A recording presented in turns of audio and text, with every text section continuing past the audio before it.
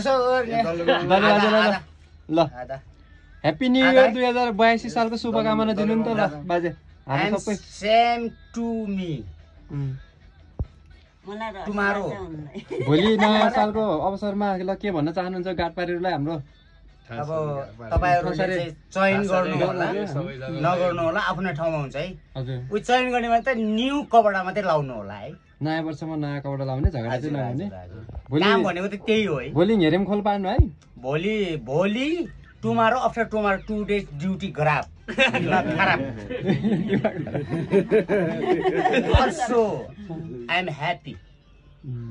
नयाँ सालमा झन् ड्युटी गर्नुपर्ने के त अब 7 मा 8 8 मा 7 दिनु पर्यो नि त नाति एकदम नत्र भने टिकटक फेरि मेरो हाकिमले देख्यो भने भेलु बाजे तिमी त माझे माझे भन्छ है भोलि र पर्सि किन भन्दा मेरो भोलि न्यू इयर्स हजुर ड्युटी मात्रै गर्न पाइने भयो के अब भोलिपल्ट चाहिँ अर्को के हेर्नु पर्यो ड्युटीमा हाकिमरोलाई मिठो मिठो खानेकुरा ल्याऊ खाजाहरू ल्याऊ आज त नयाँ साल भन्नुपर्छ नि खुवाउँछन् भयो मैले खान्न भन्दा पनि मेरो कोठामा राखिदिन्छन् भयो ए ठिक रहेछ नि हाकिम एकदम बा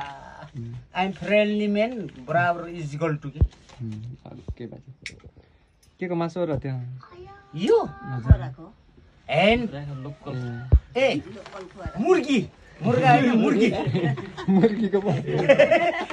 हिजो हड्डी खाए मुर्गीको मुर्गा बनाइदिए है के बाजे दुईटा भुतरा रोटी भएको छ मुनि खाजा हुन्छ है ल खान एन्ड ब्ल्याक